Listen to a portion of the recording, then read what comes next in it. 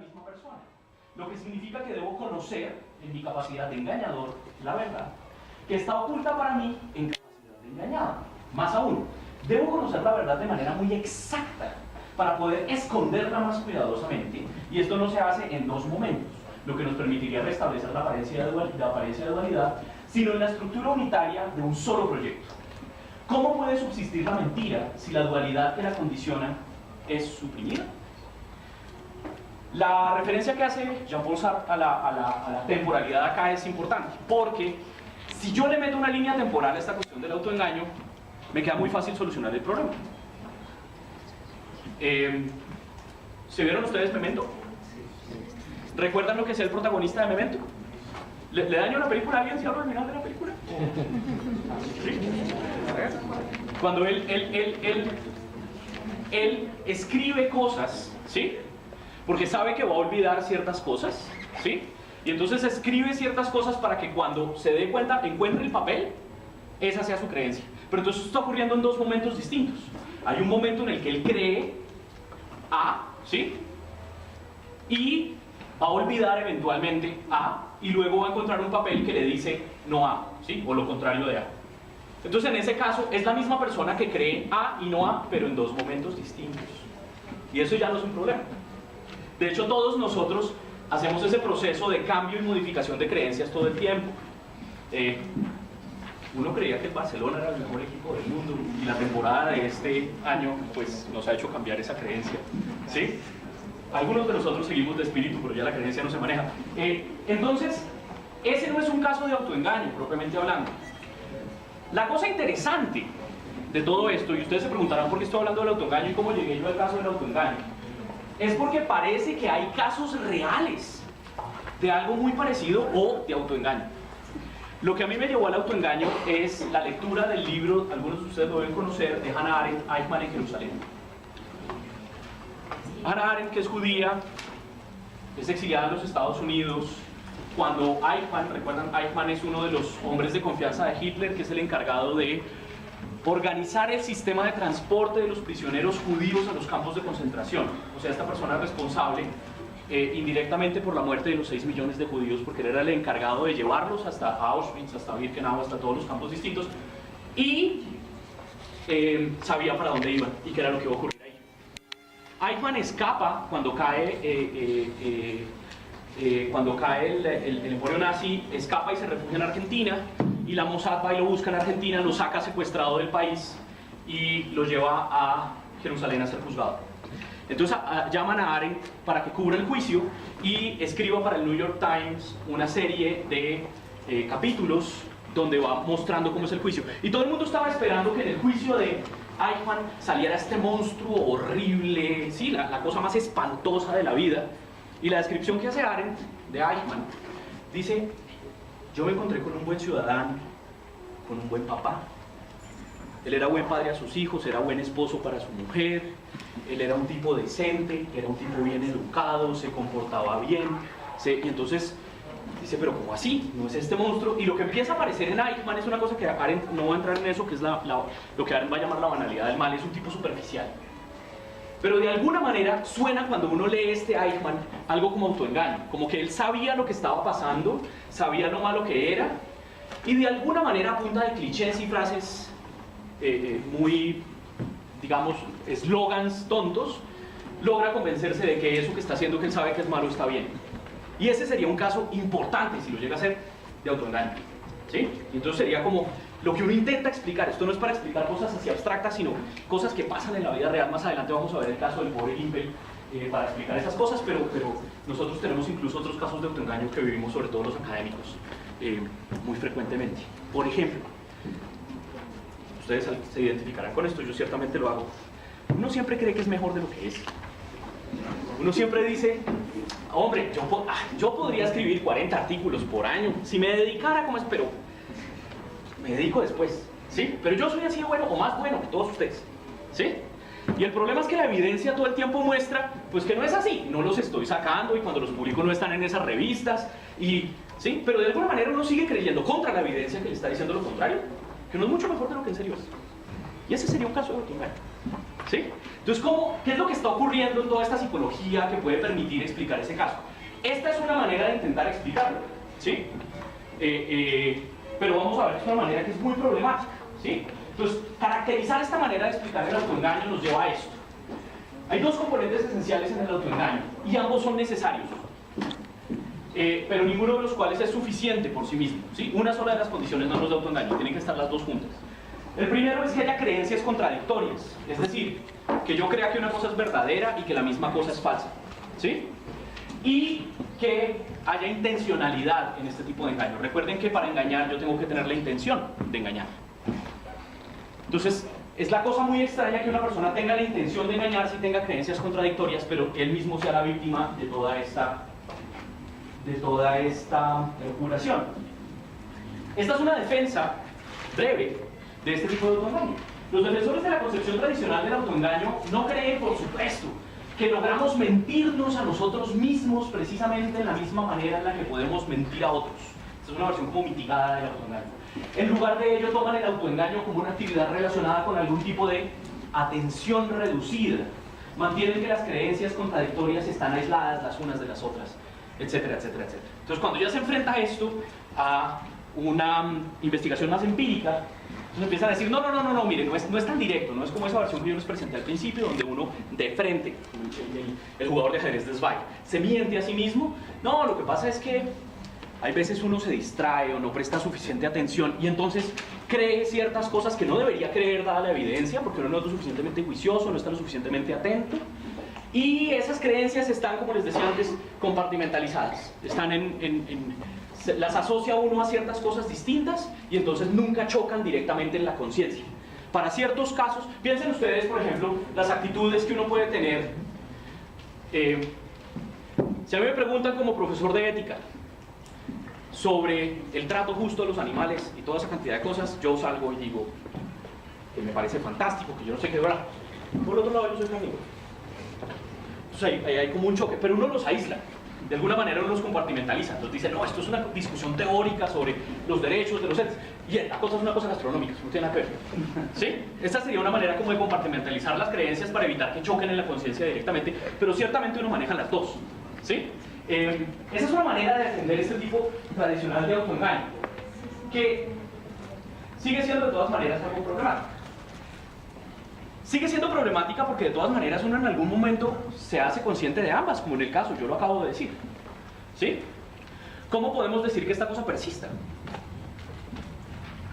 Tiene que haber algo más, no puede ser sencillamente un choque de creencias y ciertamente yo no me estoy intentando engañar intencionalmente o algo así. Tal vez tengo debilidad de la voluntad de volverme vegetariano, pero no estoy intentando engañarme, yo no estoy intentando creer que comer carne es bueno, o le ayuda a los animales, o es beneficioso a los animales, o algo así, que sería lo contrario de lo que defiendo en clases de ética, ¿sí? Entonces, ahí hay una cosa muy extraña que no podemos explicar, y por eso se hace necesario que intentemos buscar una teoría distinta del autoengaño, ¿sí? Porque esto no lo estamos explicando bien. Necesitamos una teoría que nos explique la misma fenomenología, la misma sintomatología, si lo quieren, ¿sí? Pero sin todas estas contradicciones teóricas que parece que estamos sufriendo. Y eso va a ser la versión deflacionista del autoengaño. El deflacionismo en filosofía, como lo pueden ver del nombre, se trata de desinflar las cosas, ¿sí? Entonces, hay teorías que nos inflan ciertos conceptos, teorías de la verdad, donde la verdad es un concepto que se vuelve así grandísimo y se vuelve un problema. Y un deflacionista de la verdad lo que hace es desinflarlo. Dice, la verdad no es un problema, ¿sí? Hay teorías que agarran y cogen la verdad y la ponen 10.000 condiciones para que algo sea verdadero y y de repente un deflacionista de la verdad viene y nos dice que la nieve es blanca, es verdadero solo si la nieve es blanca. No le ponga más tiza al asunto. Y entonces se desinfla toda esa maraña conceptual. Lo que vamos a intentar hacer acá con la teoría deflacionista es desinflar el concepto del autoengaño, ¿sí? Porque cada vez se fue volviendo más grueso. Miren que cuando uno coge el autoengaño tradicional, empiezan ciertas contradicciones y entonces uno lo que hace es que a eso le mete un pocotón de teorías psicológicas y filosofía en la mente para mostrar cómo la mente está compartimentalizada y cómo el yo está dividido y se va inflando la cosa terriblemente, ¿sí? Y sigue siendo una teoría que de todas maneras nos deja ciertas dudas. Si nosotros intentamos desinflarla, a ver si podemos ofrecer una explicación mejor de lo que es el autoengaño sin tanto aire. Los deflacionistas intentan explicar el autoengaño sin postular ninguna maquinaria mental extravagante requerida por la concepción tradicional, se deshacen de la maquinaria extra al deshacerse de los requerimientos que la necesitan, tanto el requerimiento de la intencionalidad como el de la contradicción de creencias. Entonces, en una teoría deflacionista, no vamos a tener las dos condiciones características del autoengaño. No vamos a tener la intencionalidad, la intención de engañarse, y no vamos a tener creencias encontradas o creencias contradictorias. Sin embargo, tiene que ser una teoría que me pueda explicar el comportamiento de los agentes en exactamente los mismos casos. ¿Sí? Vamos a ver cómo vamos a lograr eso. Los deflacionistas defienden que los tipos de estados a los que llamamos autoengaño pueden ser explicados en términos de mecanismos de adquisición de creencias parcializados motivacionalmente. Y aquí es donde empieza a entrar toda esta cuestión medio inconsciente. Ya les voy a explicar qué quiere decir esto de parcializado motivacionalmente. Si podemos hacer una teoría deflacionista, entonces el autoengaño no involucra creencias contradictorias y el autoengaño no involucra la intención o intencionalidad de engañarse. Quien propone la teoría deflacionista del autoengaño es un filósofo norteamericano que está en la Universidad de San Francisco, que se llama Alfred R. Milley, y dice: mi teoría del deflacionismo es preferible a menos que alguien logre presentar un caso de autoengaño en el que la gente tiene creencias contradictorias y se ha engañado a sí mismo intencionalmente. Es decir, él está peleando contra la teoría, la primera que les presenté, la del autoengaño tradicional, diciendo: yo les tengo una alternativa que evita estas consecuencias nefastas, estas contradicciones, estas tensiones, y le explica exactamente lo mismo. Y hay un principio en filosofía de la ciencia, que es el principio de la economía, y es que la teoría más sencilla que explica lo mismo es preferible a la teoría rimbombante y compleja y absolutamente inflada para explicar exactamente el mismo tipo de acontecimientos. Si tengo dos teorías, una que requiere un pocotón de axiomas y de leyes más que la otra, y ambas me explican lo mismo, la más simple es la que yo debo preferir. Entonces a eso le está apuntando Milley en esta teoría. La versión deflacionista del autoengaño entonces funciona de la siguiente manera. La creencia de que P, en este caso, ¿qué fue lo que dije? El perro está en la cocina. El perro está en la cocina. La creencia de que P, que ese sujeto, entonces que cierto sujeto adquiere, es falsa, ¿sí? Entonces es falso que el perro está en la cocina. En segundo lugar, este sujeto trata los datos relevantes, la evidencia, o al menos aparentemente relevantes, para el valor de verdad de P, es decir, la evidencia que me mostraría si P es verdadera o es falsa, de una manera motivacionalmente sesgada. Entonces hay un tratamiento motivacionalmente sesgado de la evidencia. Ya ahorita, con el caso de Gimpel, les explico qué es motivacionalmente sesgado la evidencia. 3. Este tratamiento sesgado es una causa no desviada de que el sujeto adquiera la creencia de que P. Esto es filosofía de la mente, esto es filosofía analítica, que nosotros somos increíblemente mamones, y entonces alguien puede decir: pero claro, yo puedo tratar sesgadamente la evidencia, pero es que la creencia la adquirí por otro medio, entonces esta evidencia es irrelevante. Entonces uno dice: bueno, entonces si usted va a opinar eso, le meto una condición más, donde dice: y la creencia es adquirida por esta evidencia, ¿sí? Para evitar otros casos extraños. Entonces, hay una cierta evidencia, ¿sí?, que me va a decir si el gato está o no está en la cocina. El perro, perdón. El perro está o no está en la cocina. Y esa evidencia, yo tengo algo motivacional muy importante, todavía no les he dicho qué es, que me lleva a tratarla de manera sesgada, ¿sí? Entonces, interpreto erradamente esa evidencia. Y porque la interpreto erradamente, es que creo, pese a que toda la evidencia debería decirme que el perro no está en la cocina, creo lo contrario, que el perro está en la cocina, ¿sí? Los datos a disposición del sujeto en ese momento proveen mayor evidencia de no P que de que P, ¿sí? Es decir, la evidencia apunta claramente para cualquier sujeto que no tenga esta motivación que me lleva a sesgar la evidencia. Le dirían: oiga, es que es falso que el perro está en la cocina, ¿sí? El dato apunta a eso. ¿Cómo vamos a ver eso? ¿Cómo podemos explicar eso? Porque esto suena muy abstracto y muy complejo. Entonces les presento el caso de Gimpel el tonto, de Isaac Bashevis Singer. Ya les he mostrado, les he hablado de un par de casos reales, que sería el caso del académico que cree que es mejor de lo que es, y hay otros casos reales. Piensen en el siguiente: yo creo que todos ustedes o han pasado o conocen a alguien que haya pasado por algo parecido, y es el caso de esa persona que jura que hay otra persona que está tragadísima de él. Y entonces, y él dice: es que yo hago así y la tengo acá. Pero entonces va y le tira a los perros. Y esta persona es lo más antipático y lo más elusivo y lo más...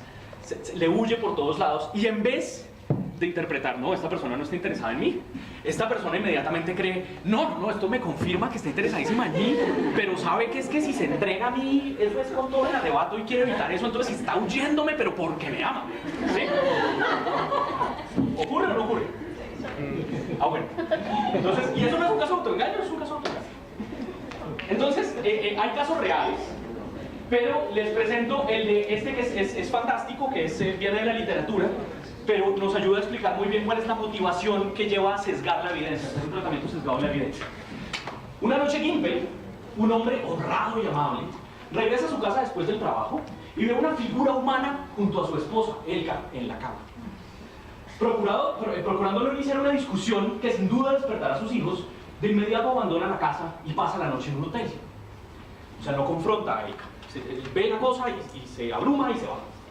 A la mañana siguiente, enfrenta a su esposa, quien se muestra sorprendida por sus reclamos, y niega todo, sugiriendo que Gimple ha debido estar muy cansado después del trabajo y estaba seguramente alucinando o soñando despierto.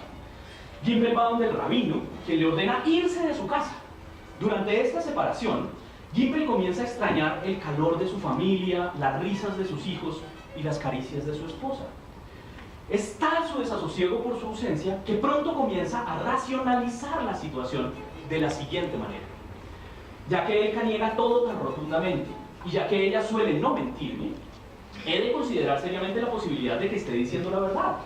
Al fin y al cabo, la gente que está muy cansada, como yo lo estaba esa noche, suele ver cosas que no están allí. Las alucinaciones son cosa común y en ocasiones uno ve formas humanas en sitios oscuros que en realidad corresponden, tras un examen más cercano, a maniquíes o simplemente almohadas colocadas de una manera muy particular.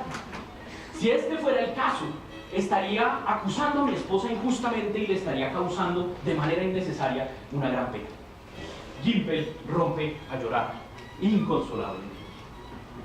Pasan unos meses y el consejo de rabinos decide que Gimple pueda volver a su hogar. Es de noche y Gimple, que no quiere despertar a sus hijos pese al júbilo que le produciría verlos nuevamente, entra con cuidado a su casa para no hacer ruido. Al llegar a su habitación, ve a un joven aprendiz conocido de él, durmiendo junto a su esposa. Elka se despierta y de inmediato le manda a revisar las cabras, dando así tiempo para que su amante escape. Gimple, consternado, está en shock por lo que acaba de ver, no sabe cómo reaccionar y sencillamente sale de la habitación para revisar las cabras. A su regreso, entra a la habitación y el amante de su esposa, que se escondía tras la puerta, lo ataca por la espalda propinándole un fuerte golpe en la cabeza con un candelabro que lo hace perder la conciencia. Gimple despierta en la mañana dolorido y disgustado. Corre hacia la granja a enfrentar al aprendiz, quien niega todo, y le sugiere que, debido a ese grave golpe que tiene en la cabeza, debería estar alucinando. Su esposa, Elka, corrobora la historia, por sorpresa. Dice que Gimple regresó por la noche aturdido y desorientado, y que al entrar a la habitación se desplomó. Cuando ella fue a socorrerlo, notó la herida en su cabeza y lo llevó a la cama para que reposara. Una vez más, Gimple se encuentra confundido. Es verdad que tiene una gran herida en la cabeza, y es bien sabido que este tipo de accidentes llevan a las personas al delirio. Si la herida no fue causada por el aprendiz, no sabe cómo pudo habérsela hecho, pero también es verdad que las personas suelen olvidar las circunstancias de sus accidentes cuando involucran este tipo de golpes severos a la cabeza. También es verdad que de camino a casa solo tenía en mente la supuesta infidelidad de su esposa, pues le apenaba mucho haberla acusado de ello y no sabía cómo pedirle disculpas.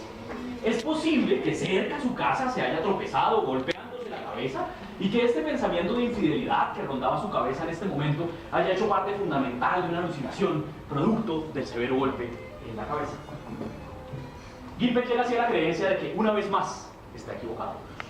Pide disculpas a su esposa y al aprendiz y actúa ya desde ahí en adelante como si nada hubiese pasado. El matrimonio de Gimple y Elka es bendecido con varios hijos durante los años y tiempo después, ya en su lecho de muerte, Elka le confiesa a Gimple que él no es el padre de los niños. ¿Quién es entonces el padre?, pregunta sorprendido Gimple. No lo sé, hubo tantos hombres, pero no todos. Ahí termina la historia de Elka y Gimple. Y si bien es un relato de ficción, muestra dos cosas interesantes. Uno, es aquí donde se puede entender cuál es esa cuestión motivacional que nos lleva a evaluar de manera sesgada la evidencia. Miren que aquí la motivación de Gimpel no es mentirse. La motivación de Gimpel no es creer que Elka le es fiel. ¿Cuál es la motivación de Gimpel? La familia. Gimpel extraña a su familia. Y para estar con su familia hay un problema. Y es que si su esposa le es infiel, él no puede estar con su familia. Entonces tiene un motivo muy fuerte, ¿sí? Que es el amor por sus hijos y la manera en la que extraña sus risas y las caricias de su esposa, que lo llevan a mirar, no intencionalmente, lo llevan a mirar y a juzgar erradamente la evidencia. Entonces él ve las cosas de manera errada, ¿sí? Y termina convenciéndose, no intencionalmente nuevamente, de que es él quien está errado y va a pedirle disculpas a su esposa, ¿sí? No una, sino dos veces, ¿sí?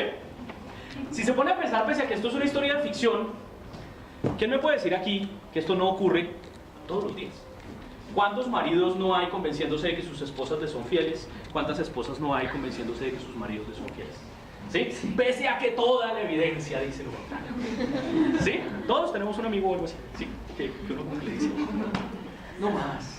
¿Sí? Entonces miren que ocurre todo el tiempo, ¿sí? Pero aquí se puede ver cómo el hecho de que haya un cierto deseo funciona de manera subrepticia. Miren que el proceso no es consciente. Miren que Gimpel no está diciendo, me tengo que convencer que Elka es fiel para poder ver a mis hijos. Eso nunca pasa por su cabeza. Él lo que tiene es un deseo muy grande de ver a sus hijos, y cuando empieza a mirar la evidencia, la empieza a ver de manera distinta. Y de repente la evidencia empieza a apoyar más la idea de que Elka le es fiel y él está equivocado que lo contrario. ¿Sí? Entonces se cumplen las condiciones que Milley nos estaba diciendo que debería cumplir la versión deflacionista del autoengaño. Uno, el sujeto, en este caso Gimpel, llega a una creencia que resulta ser falsa. Él llega a la creencia de que Elka le es fiel, ¿sí? Dos, esa creencia a la que la ha llegado ha sido obtenida mediante el análisis errado, tergiversado de la evidencia. Tres, esa evidencia ha sido fundamental para que él llegue a esa creencia.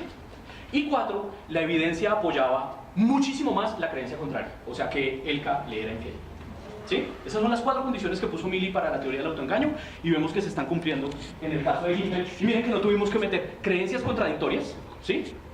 Porque en este momento el sujeto no tiene creencias contradictorias simultáneamente, ni está la intención de engañar. Él no intenta decirse mentiras por ningún lado.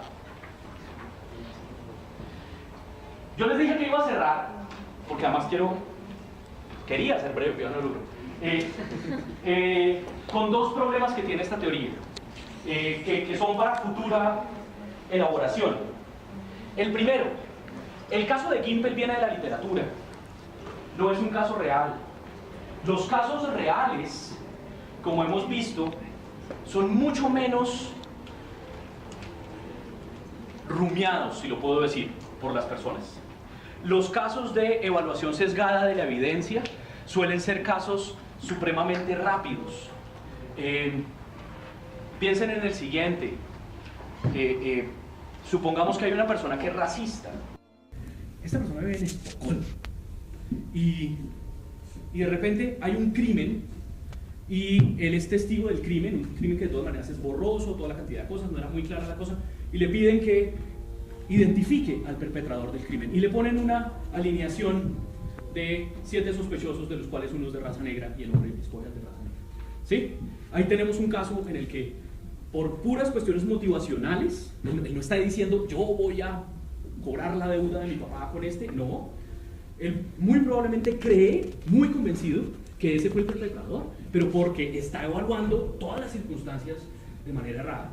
Pero miren que esto es una cuestión que es muy rápida, ¿sí? El juicio termina ahí. Yo quiero pensar hasta dónde aguanta esta teoría, porque es que hay un problema para esta teoría. Y esta teoría tiene que ver que, claro, hay una evaluación sesgada de la evidencia, pero es que uno también tiene relaciones interpersonales. Y uno tiene amigos y uno tiene familia. Entonces puede que yo, por alguna cosa motivacional, vea ese tapete como gris, ¿sí? Pero otra cosa es que yo tenga a mis 4 mejores amigos diciéndome es rojo. Yo puedo ver sesgadamente eso, pero ¿hasta dónde puedo empezar a ignorar a mis amigos? Lo que ocurre con los casos fuertes de autoengaño acá, cuando la cuestión motivacional es en serio muy grande, es que si estas personas empiezan a llevarme la contraria, yo empiezo a cortar relaciones con ellas. Y entonces el dilema en el que se mete una persona que está fuertemente autoengañada es: ¿me quedo con mi creencia y me quedo solo? ¿O reviso mis creencias y mantengo mis relaciones interpersonales? ¿Sí? Pero todo esto requiere de un proceso de racionalización. Y el proceso de racionalización es un proceso que hay que estudiar mucho mejor, porque cuando uno piensa en este tipo de racionalizaciones, ya es difícil ver que no se nos meta otra vez la intencionalidad en algún lado. ¿Sí? Cuando la cosa es automática, como no, usted vio eso, lo vio verde,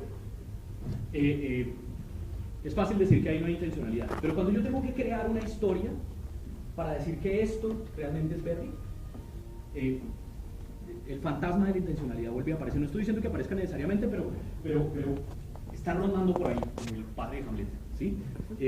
Y hay que tener cuidado con eso. Y el segundo, ya lo anuncié, es el acceso a la verdad. Una persona que está fuertemente autoengañada no es un buen juez de lo que es verdadero y lo que es falso, respecto al menos de esta cuestión de lo que tenemos. Cuando yo presenté esto, es un trabajo que se ha venido elaborando en los últimos 2 años, y yo presenté una primera versión de esto en un congreso colombiano de filosofía en Manizales. Yo dije, estas personas no son buenos garantes de la verdad. ¿Quién es el garante de la verdad acá? Las relaciones interpersonales. No es que la evidencia me hable a mí, sino que mis amigos y mi familia me hablan a mí. ¿Sí? Y eso es lo que me puede salvar a mí del autoengaño. Y entonces la gente me decía, pero eso es un problema para lo que usted está proponiendo. Porque piensa en el totalitarismo.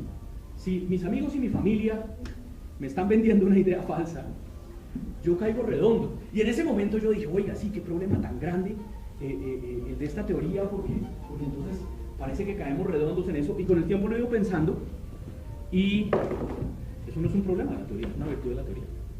Porque nos está explicando precisamente cómo es que en muchas ocasiones es la presión interpersonal la que nos lleva a caer en creencias que de otra manera serían evidentemente falsas. Esto hay que explorarlo, por supuesto, mucho más, pero la idea sencillamente es mostrar cómo se ponen en duda, hay una especie de balance aquí. Está el acceso al mundo, y este cuenta como evidencia, y cuando yo estoy autoengañado, yo no soy un buen juez de esto, ¿sí? Entonces me tengo que apoyar en las relaciones interpersonales.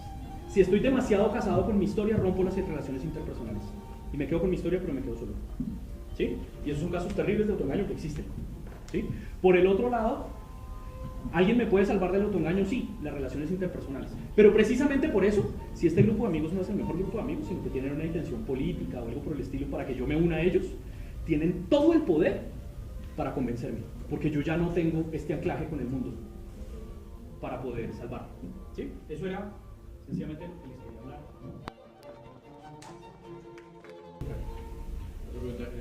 No hace lo bueno malo, lo malo bueno. ¿Él se autoengaña o solo engaña a los demás y es consciente de todo lo que hace? Uy, esa es una pregunta difícil. Sobre todo porque conté una boca. Pues eso sería muy complicado porque habría que ver caso por caso, en el siguiente sentido. Es verdad, mejor dicho, es una cosa muy complicada que en ciertos casos, y esto no es solo con los abogados, incluso para nosotros los docentes es incluso un problema, intentar ser objetivo. Uno como docente tiene estudiantes que le caen supremamente bien, porque uno los conoció todo el semestre, y a la hora de sacar notas uno tiene que ser objetivo, y ahí es una cosa muy complicada que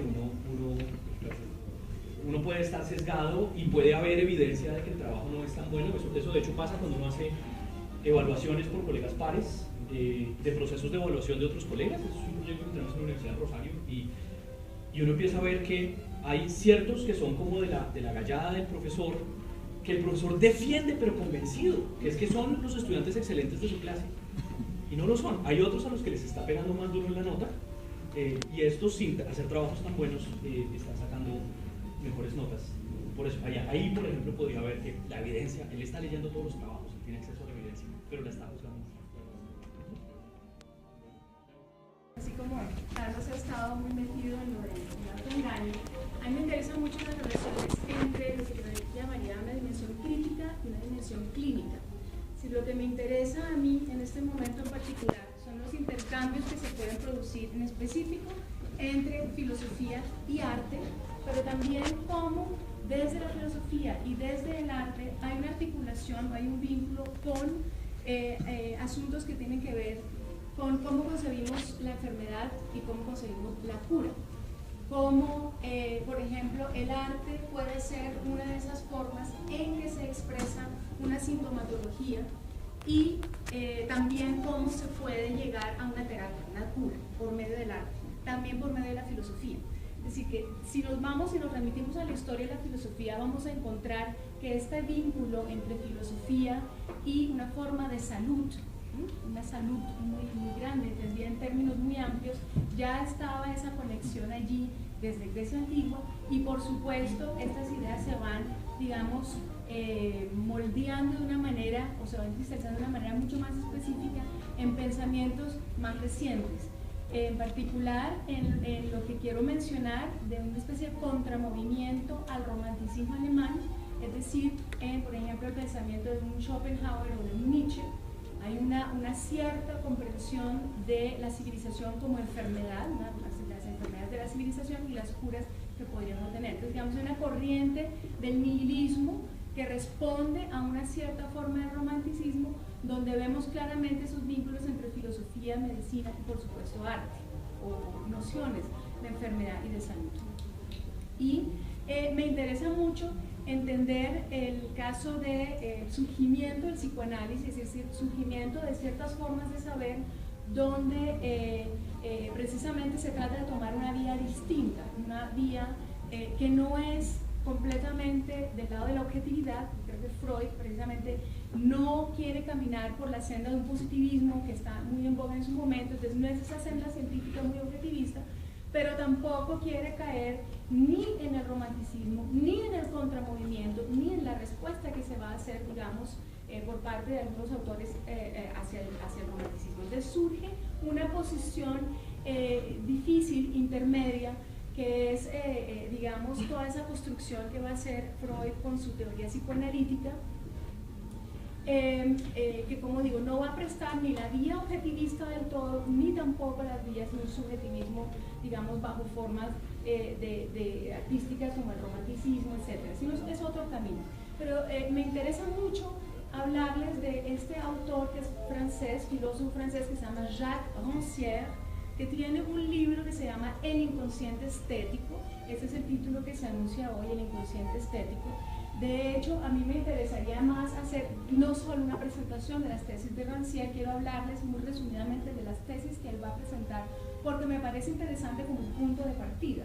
En la posición que él va a decir, no podemos comprender el surgimiento del psicoanálisis si no es como una forma de posicionamiento frente al romanticismo y el contramovimiento que suscita, así como un cierto objetivismo en las ciencias. Entonces creo que hay una explicación bastante justa, adecuada, de cuáles son, voy a ponerle un lenguaje muy filosófico, las condiciones de posibilidad de surgimiento de una forma de saber como es la teoría psicoanalítica.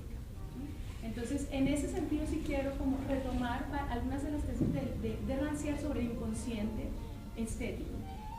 Cómo hay una posición, digamos, Rancière va a hablarnos de que hay dos inconscientes, un inconsciente propiamente estético que va a diferenciar de la teoría del inconsciente de Freud. Entonces, lo primero que quisiera yo hacer, ¿no? Hablarles de que hay distintas formas de entender la relación entre el inconsciente y lo estético. Primero, como aclarar esa forma de entenderlo. Y en segundo lugar, mi aporte, lo que yo quisiera agregar al análisis de Rancière es en una tercera, quizá una tercera manera de entender el inconsciente, y que por supuesto va a estar vinculado a estas otras lecturas que se vienen realizando, generando desde la teoría de la filosofía feminista, desde los años 70. Pero para eso voy a utilizar hacia el final un cortometraje de una filósofa artista que se llama Raymond Carrasco sobre la gravidad. Entonces quisiera como tener todos esos tres elementos para poder precisamente insistir sobre la idea de la existencia de un inconsciente. Eso es el primer punto que quiero aclarar. Si mi problema es la relación entre crítica y clínica, cómo se articula en filosofía y asuntos de, digamos, de salud, de terapia y arte, si ese es mi asunto, por supuesto que la pregunta es si hay o no hay todavía necesidad de una noción del inconsciente o de una teoría del inconsciente. A esa pregunta, que sería como inmediata, ¿cómo establece usted la relación de crítica y clínica? ¿Requiere o no de una noción de inconsciente? Yo diría, sí, requiero todavía yo de una noción del inconsciente. Por supuesto, no va a ser la noción del inconsciente que ha producido la teoría psicoanalítica de Freud. Sin embargo, no puede elaborarse la relación de crítica y clínica completamente por fuera del marco de ese aporte que hace el psicoanálisis de Freud y que luego va a tomar, digamos, unos desplazamientos ulteriores en las interpretaciones que va a hacer Lacan. Pero digamos, no en las ideas que me gustaría sostener acerca del inconsciente, no me voy a calcar sobre la matriz freudiana ni lacaniana, pero tampoco quiero dejarla de lado. Entonces, por eso me interesa mucho insistir en los aportes que ha podido hacer la teoría de Freud y su relación tensionante y conflictiva con esta otra cosa que llamaremos el inconsciente estético. Entonces, de hecho, mi recorrido, y así ya hace ya unos 6 años que estoy trabajando sobre la noción de geoestética, una estética que pueda producirse desde lugares distintos de enunciación, lugares distintos en lo geográfico, en lo cultural, pero también en lo situado del cuerpo, es decir, que no sea una estética masculina y que no sea una estética occidental. Entonces, a eso yo he llamado una geoestética, una estética que ha dado, en la cual se ha producido un giro espacial, un giro corporal y que está realmente, digamos, saliendo de la matriz romántica o del romanticismo, de la raíz idealista y romántica de la estética. Entonces, ese es el camino que me gustaría a mí recorrer. ¿Tiene sonido el video? Al final sí, al final ya me están saliendo los... Ah, bueno, perfecto. ¿Sí Eso lo voy a dejar de último. Bueno, perfecto. Entonces, digamos, esa es la idea que quisiera primero que todo dar una explicación de qué entiende por estética Rancière, para luego decirles qué va a entender por inconsciente estético y cómo debemos entender que una cosa es el inconsciente estético y otra cosa es el inconsciente freudiano, para entonces proponerles una tercera noción del inconsciente que vendría a ser ruido con estas dos que ya está proponiendo Rancière.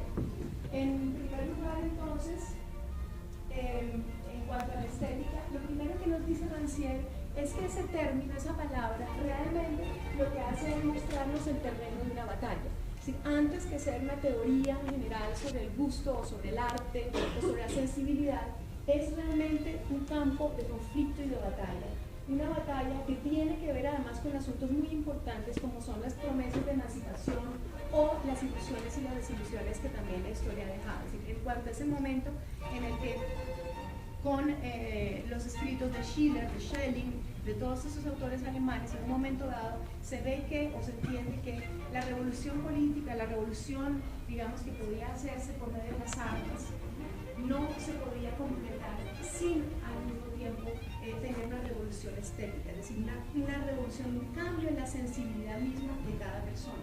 No es suficiente con llegar al poder y cambiar unas personas por otras, hay que cambiar algo mucho más profundo de cada ser humano, hay que cambiar precisamente lo que produce o genera divisiones entre dos humanidades, una humanidad que está en condiciones de gobernar y una humanidad que solamente puede ser gobernada, una humanidad que tiene una sensibilidad refinada, capaz de apreciar las producciones más sutiles del espíritu humano, y otra humanidad que supuestamente quedaría en la vulgaridad, en la incapacidad de la sensibilidad, de abrirse a todas estas bellezas del arte y refinamientos del espíritu. Entonces, lo primero que hay que hacer para poder eliminar la desigualdad entre seres humanos no es solamente, digamos, cambiar unos gobernantes por otros, ni reformar leyes, sino mucho más profundamente modificar la sensibilidad, como a qué somos sensibles, a qué somos sensibles hoy. Entonces, eso sería, digamos, en cuanto a las promesas de emancipación que podía traer esta revolución estética que debía completar la revolución política. Y en eso, por supuesto, una serie de acontecimientos donde se van construyendo estas ilusiones, pero también se van dando una serie de desilusiones al intentar establecer nuevos sistemas de gobierno, como por ejemplo cuando la República Francesa se instala para suplantar, digamos, el Estado monárquico que existía. Todos sabemos bien que cuando se prometió un régimen nuevo donde había igualdad entre todos los seres humanos, pues realmente esa igualdad no se produjo, porque lo que tuvimos fue que solamente entre hombres hubo igualdad. Las mujeres no tuvieron derecho de ciudadanía, no tuvieron derecho de voto, de mezclarse en los asuntos del gobierno, de gobernar y ser gobernados de otra forma. Entonces hay muchas desilusiones, es decir, la desilusión de muchas mujeres que combatieron la Revolución Francesa fue grande y tuvo que pasar mucho tiempo entre la Revolución Francesa en 1789 y las primeras, digamos, modificaciones importantes de participación que permitieron la participación de la mujer en la historia, en el gobierno, en la educación, el derecho a ser educadas y el derecho a trabajar y a gobernar. Entonces, digamos, esto es muy importante, entender que antes que nada, puedes entender que estética para él implica ese terreno en una batalla que también dibuja un paisaje del pensamiento contemporáneo y que tiene que ver con un debate, por lo menos en el área de la filosofía, en la filosofía que cree que se ocupa pues, de los asuntos del arte, un debate muy puntual entre, digamos, concepciones bastante opuestas de cómo es el arte y cómo acercarnos a él. Que podríamos decir, bueno, unas concepciones para dar un término general desde la analítica, otras desde la fenomenología de la hermenéutica.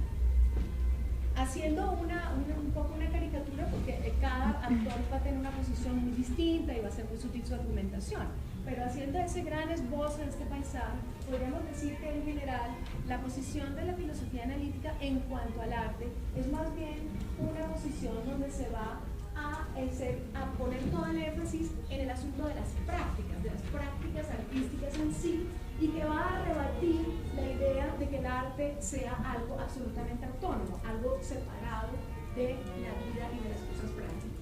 En cambio, desde la posición fenomenológica, lo que se va a encontrar es precisamente esa reivindicación del arte, de la autonomía del arte, y en términos de una especie de testimonio, de testigo de lo que es irrepresentable, de lo que se resiste a la muerte, de lo que se resiste al paso del tiempo, es decir, una potencia muy grande y muy fuerte que se resiste a una cantidad de atrocidades, pasos del tiempo, etc. Entonces había aquí dos concepciones muy distintas del arte, una desde la autonomía, el otro desde la heteronomía, que están en conflicto, que están encontradas, y que por eso hacen que todavía hoy estemos en una situación en la que con frecuencia cuando nos ponemos a hablar de arte entre historiadores críticos del arte o filósofos, con frecuencia nos encontramos este callejón sin salida, que es la discusión sobre qué es o qué no es arte, ¿no? ¿Qué consideramos que es arte y qué no es?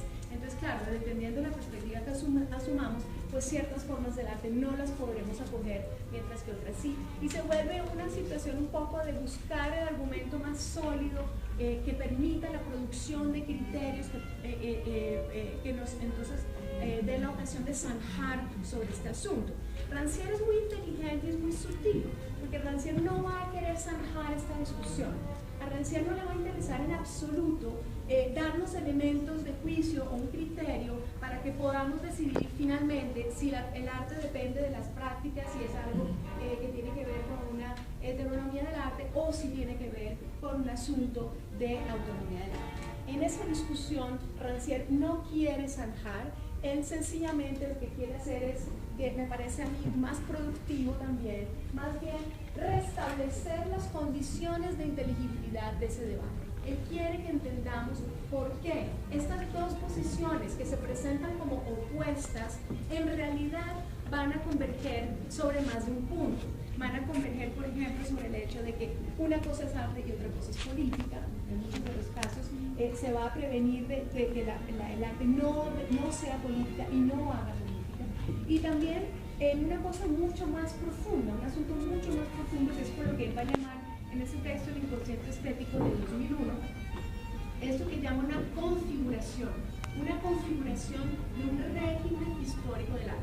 Entonces, Rancière va a tomar una posición muy desde la historia, que creo que es sana, que creo que es productiva. Creo que tenemos que historizar nuestros problemas.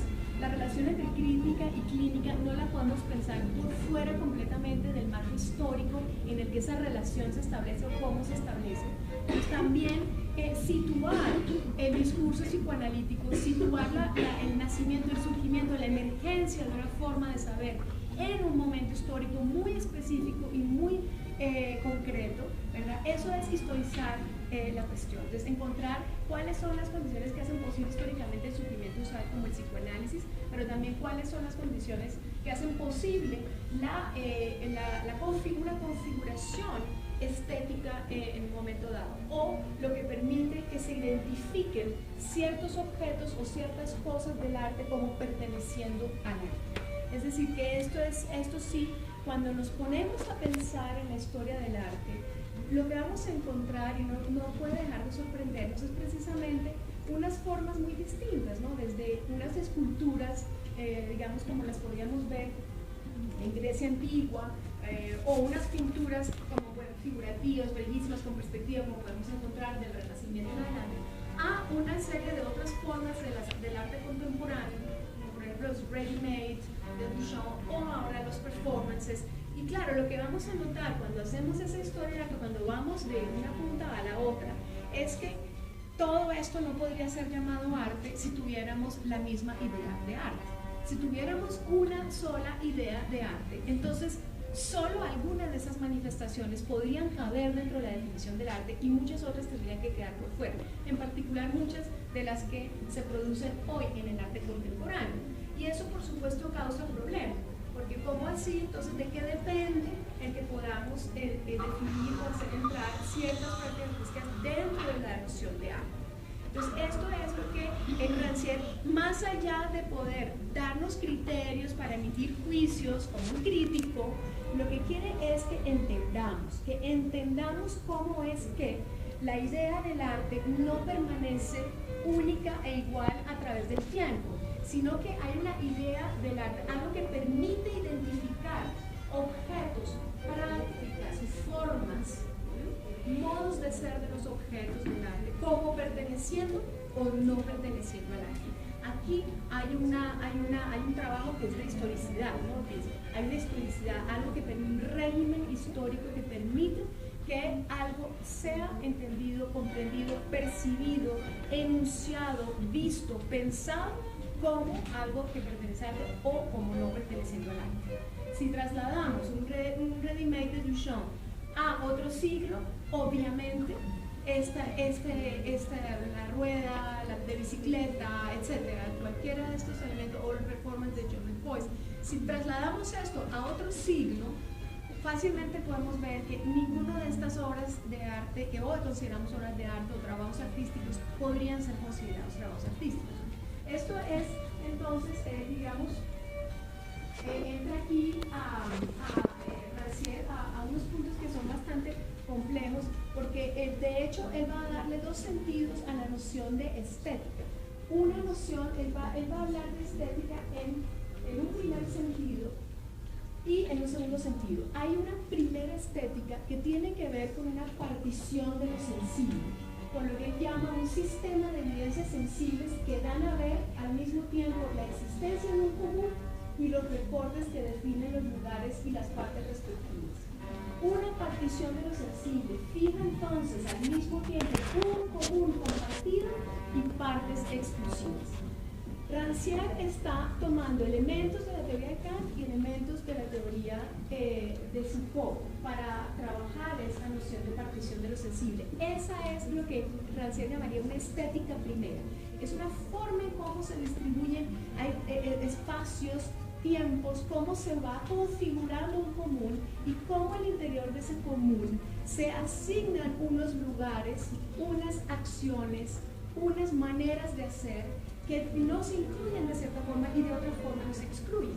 Porque esta idea de lo sensible, que es una idea bien interesante, pero puede parecer un poco abstracta, también podríamos pensarla con ejemplos más elementales. Digamos, lo sensible es todo lo que hay, o sea, podrían llamarlo lo real si quieren. Es lo que hay. Y esto que hay, imagínense como si estamos en una fiesta de cumpleaños, imaginemos que esto sensible es una torta. Nosotros todos sabemos que esto que hay, que es lo único que hay, podemos cortarlo de muchas maneras distintas. Y de hecho, cuando cortamos una torta, la cortamos en distintos pedazos. Y nunca, por ejemplo, la cortamos en partes exactamente iguales. Porque en una reunión donde estamos reunidos todos, habrán los mayores, los adultos, los niños, y a cada uno le cortaremos una porción según más o menos pensamos es lo que debe comer, ¿verdad? Por su tamaño, por su edad, etcétera, por los privilegios que pueda tener. Entra en todo este juego, digamos, de lo que podríamos concebir casi como lo político, es decir, cómo juzgo, cómo voy a cortar esta torta, en pedazos iguales, en pedazos desiguales, a quién le sirvo primero, y por supuesto también sucede, ¿verdad?, que llega alguien tarde a la fiesta y la torta se acabó, o sencillamente yo no le voy a cortar un pedazo de esta torta a todos, sino solo a algunos. Entonces también hay esta cuestión que va a surgir, que es que en esto de lo sensible, todos tendremos una parte, no, algunos tendremos parte, otros no tendremos parte, y no todos tendremos la misma parte de parte.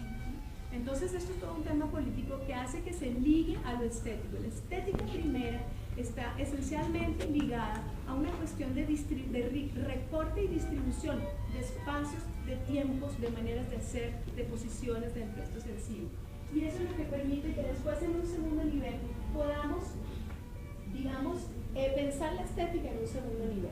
Pero esta relación entre estética y política no debe ser pensada como una especie de estetización de la política, como lo ha pensado, digamos, algunos otros autores, sino más bien, como decíamos, esta cuestión de recortes de tiempos y espacios, de lo visible y de lo invisible, de la palabra y del ruido, de lo que cuenta con una palabra y de lo que no cuenta con palabras, de lo que sencillamente hace ruido, que así era como era tratada la voz de los niños, de los esclavos, de las mujeres, por ejemplo, en Grecia antigua.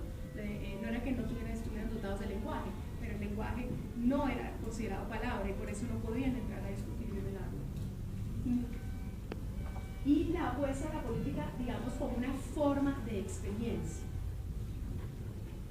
En ese sentido, entonces, es a partir de la estética primera, de esa primera situación que tiene que ver con un reparto de lo sensible, con cómo lo sensible se reparte, que se puede hablar entonces en un segundo momento de un régimen estético o de unas prácticas estéticas. Entonces habría ya que diferenciar entre esos dos momentos, ¿sí? Y eso sí ya tendría que ver, digamos, con la forma en cómo en un momento dado en la historia es identificada la cuestión del arte.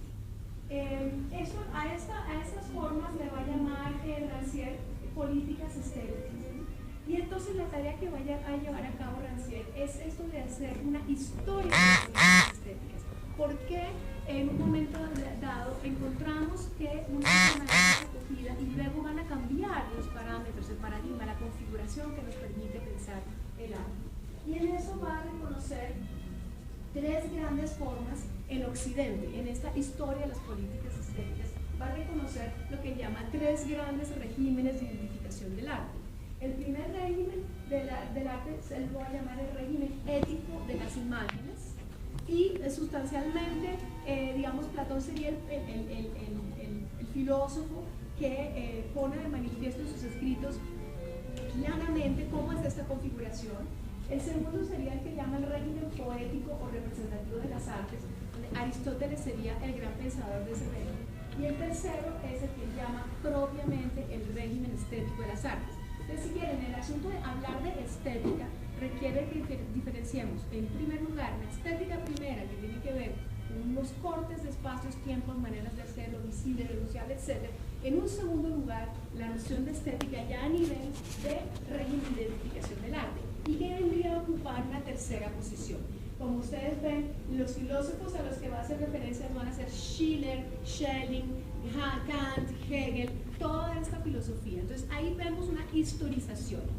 Entonces entendemos que no siempre hemos pensado el arte de la misma forma, ni ha tenido el arte el mismo lugar en nuestras sociedades. Ese es el punto, digamos, sustancial. Voy a decir muy rápidamente las tesis de por qué realmente, en qué consiste la diferencia entre las distintas formas en cómo identificamos los objetos y las cosas del arte en un régimen y en otro. En el primer régimen, el régimen ético de las imágenes, el arte no es realmente identificado como arte, dice Rancière. En esto es muy polémico, Rancière. ¿Por qué? Porque el arte siempre se encuentra subsumido bajo otro problema, que es la cuestión de las imágenes. Rancière va a decir que a Platón lo que le importa y lo que le interesa en sus distintos momentos cuando está escribiendo La República, que precisamente dice que deben salir los artistas de la ciudad porque ellos solamente se encargan de hacer copias de copias, no están conectados con la realidad, es porque realmente Platón está preocupado con la imagen, con un tipo de ser que se va a volver como el punto de un doble cuestionamiento. O sea, se va a preguntar todo el tiempo para Platón cuál es el origen de las imágenes, de dónde vienen las imágenes, si vienen de, digamos, un mundo inteligible, un mundo de lo real, o si vienen, por el contrario, de un mundo de las apariencias, de lo cambiante. Entonces, ¿de dónde vienen las imágenes? Y también, ¿cuál es el destino de las imágenes? Es decir, ¿qué se va a hacer con estas imágenes? ¿Cuáles son los efectos que van a producir a los demás? Y ustedes saben, pues Platón piensa que, por ejemplo, el teatro es particularmente nocivo y peligroso para la ciudad, para la polis, y entonces él, tratando de pensar en su república, en su utopía, en su modelo utópico, él piensa que no debe haber esta forma de arte, y ahí entra como toda esa discusión con el arte. Lo importante de entender acá es que Platón está realmente preocupado es con el ethos de la comunidad, es decir, con el arte solo debe servir para, es decir, de una religión casi utilitaria, solo debe servir para el bien de la comunidad, para que la comunidad se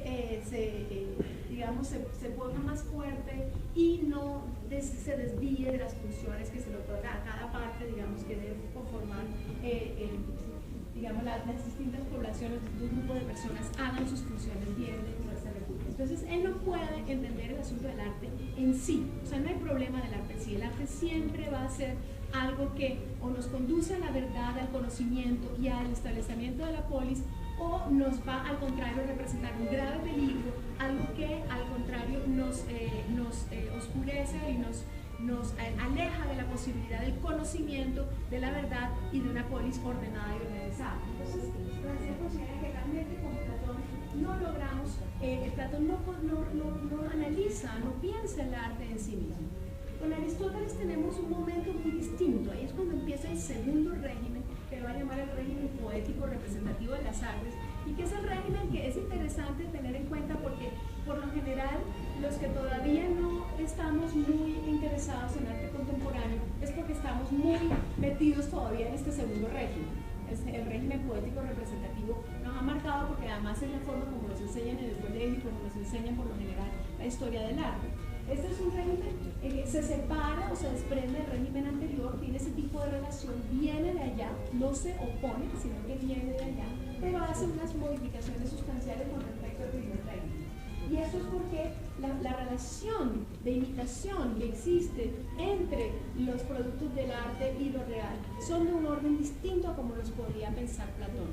Ya no se trata de imitaciones, de copias de una realidad, sino de una mímesis que está emparentada con una poiesis, con una acción, con un acto. Y está muy centrada precisamente en toda la teoría poética de Aristóteles, que entiende entonces que aquí hay una, digamos, una posibilidad en el arte, precisamente no de imitar la realidad y de que no juzguemos el arte como una imitación buena o mala de la realidad, sino al contrario. O sea, para Aristóteles el arte debe ir más allá de la realidad, debe ser mejor todavía que lo real. El artista no debe sencillamente recopiar, reproducir, imitar exactamente lo real, sino al contrario, y pensar como las cosas, no como las cosas son, sino como las cosas deberían ser. Y eso hace que se va a generar, digamos, todo un marco normativo, no voy a entrar en esos detalles, hay como toda una normatividad unidad que se va a desprender en la poética de Aristóteles, muy clara, que va a permitir que se aprecie la obra de arte, las cosas del arte en sí mismas, de acuerdo a sus propias, digamos, a la forma en cómo estas formas de imitaciones se diferencian de otros tipos de imitaciones y pueden ser buenas, malas, y puede establecerse una jerarquía. De manera que en esta mirada va a haber formas de arte que se van a considerar como superiores, más sublimes que otras, y también dentro de una misma forma de arte, dentro de la música, dentro de la tragedia, etc., vamos a considerar unas obras mejores que otras gracias a esta normatividad. Ahora, el régimen estético de las artes sí es una cosa distinta, se representa un corte, una ruptura con respecto a este régimen representativo que podríamos decir que tiene mucho que ver con la época clásica, ¿no? El régimen estético se opone al régimen poético. Esto es debido a que se produce una identificación del arte que se hace no por medio de una distinción, una manera de separar unas ciertas maneras de ser del arte que se diferencian de otras formas de hacer, sino más bien por un modo de ser sensible propio, digamos, de todos los objetos y de todas las actividades del arte como tal. Hay un modo de ser sensible de los objetos del arte, de las cosas del arte, que es lo que va a cambiar completamente. El término estética aquí entonces no remite como mucho al principio a una teoría de la sensibilidad del gusto del placer de los amantes del arte, sino que remite propiamente al modo de ser específico de lo que pertenece al arte, al modo de ser de sus objetos. Ahora, aquí es interesante es cómo él va a tomar este asunto de una identificación que se produce entre las cosas del arte y un régimen específico de lo sensible. Lo sensible va a ser pensado de una manera muy particular en este régimen de identificación. Y esto es importante porque dice Rancière que Freud, el psicoanálisis solo puede surgir o presupone el régimen estético del arte. Si no hubiera un régimen estético del arte funcionando, no podría haberse producido esa forma de saber, que es el psicoanálisis, ese discurso psicoanalítico. Lo sensible entonces, ¿cómo se presenta, cómo se configura en este régimen? Primero que todo ha sido sustraído de sus conexiones ordinarias y se muestra como atravesado, como habitado de una potencia heterogénea. ¿Por qué es una potencia heterogénea? Porque precisamente se van a producir una serie de identificaciones entre opuestos. Es la potencia de un pensamiento que se ha vuelto completamente extranjero o extraño a sí mismo. De manera que lo que produce el pensamiento, ese producto del pensamiento va a ser idéntico a un no producto. Si no va a seguir tampoco las formas de producción del producto, sino que incluso son algo que sale por fuera de la concepción de lo que es un producto. También es un saber que ha sido transformado en un no saber. Es decir, en el arte precisamente se trata de alguna manera de olvidar todo lo que hemos aprendido en la escuela para poder hacer, para poder crear en el arte, para poder crear en música, etc. Tenemos que de alguna manera haber olvidado todo lo que nos enseñan y poder generar algo nuevo, algo distinto. Y el logos, la racionalidad, etc., es idéntica al pathos, a un padecer. Y la acción y la razón se vuelven idénticas a un sufrimiento, a un sentir y a un padecer. Esta identificación es propia del régimen estético del arte. Y asimismo, todo lo que es la intención es identificado, es idéntica a la no intención. Entonces tenemos una cantidad de situaciones que es lo que precisamente el arte mejor revela. Las obras de literatura, de la pintura, etc., lo que revelan son precisamente esos cuatro elementos: el producto es idéntico al producto, el saber a un no saber, el logos al pathos y la intención a lo que no tiene intención.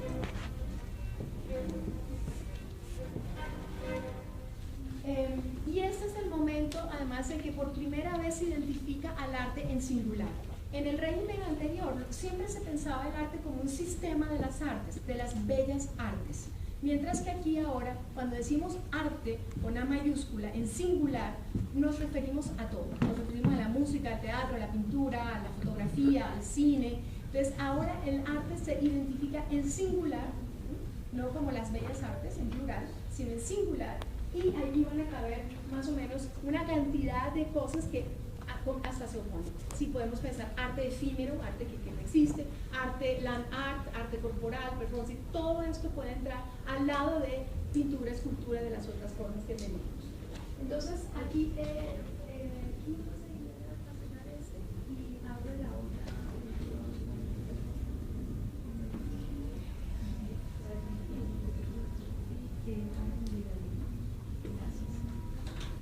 Bien, entonces lo interesante aquí es que Rancière va a decir que es dentro de ese régimen estético que puede producirse o surgir